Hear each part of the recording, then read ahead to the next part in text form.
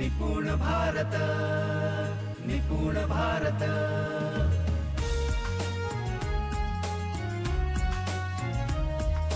Nipun Bharat. What are the challenges that we did? Before that, let me ask you a question. There were 30 or 35 students in Mr. Pofle's classroom. Out of that, some students are the ASR level, some are on NAS level, and some are PISA level. So the scene is, how many sums have been given on the blackboard? There were 6 sums. So if there is a PISA level student in the classroom, how many of those sums can he solve? What is the answer? The maximum we can solve is 6, because that is the number put up on the board. But in the same classroom, there is an ASR student with the PISA student who is weak in mathematics. So this weaker student, how much is the maximum number of sums he can solve? Then your answer would be 2 or 3. No, that is not the answer.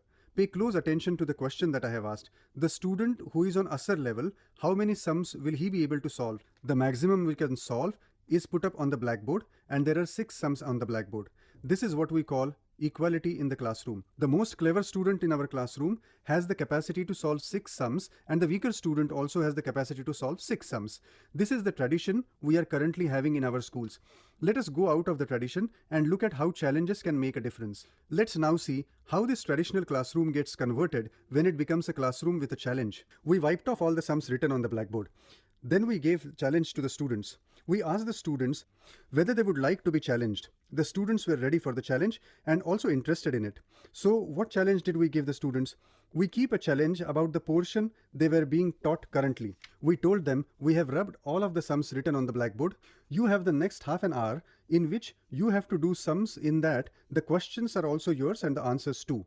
You take your own examples of adding 2 or 4 digit numbers and you solve them yourself, for which you have half an hour.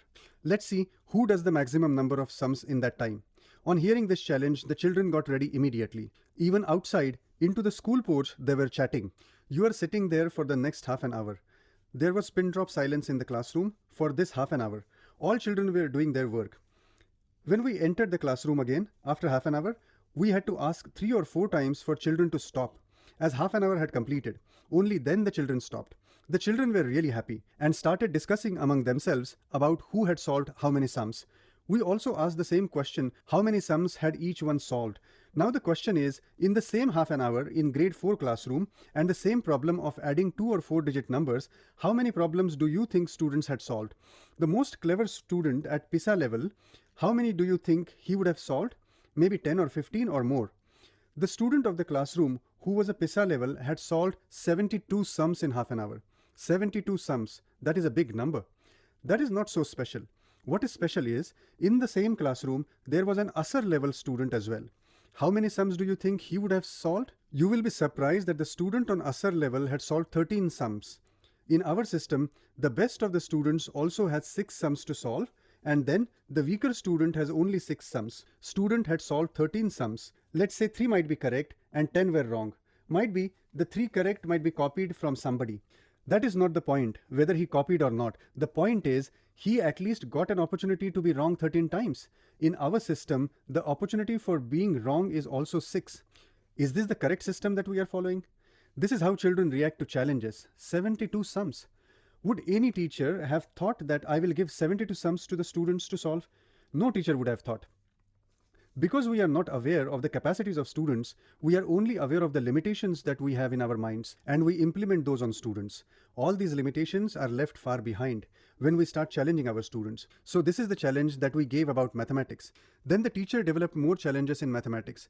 Right now, in the reading material that we have given you, we have also given you a booklet of challenges. Which challenges or what level students in which classroom are to be given is also mentioned in the booklet. How did the challenge of mathematics develop? There is one teacher named Mrs. Shirsat started challenging her students. She started like this. She wrote a random number, let's say 727, on the blackboard. She told the students that they had to solve the sums whose answer would be 727 by yourself. She wrote just one number and different students solved various sums whose answer was 727. All of this is possible. It can be done if we stop teaching in traditional manner and instead start challenging the students so that the students will be able to do self-learning. Where to start on the challenges? Start on the level at which the children are currently learning, then slowly the students will be able to solve something that is new to them. When you work in this manner, students will start loving challenges and will start actively participating in them. Let me give you some more examples of challenges. There is a school at Chikhli Budruk. We had visited the school on a Friday. Saturday was a holiday for Parsi New Year and Sunday was school holiday. We had some discussion in the school, and just before we were returning, the children asked us to give a challenge.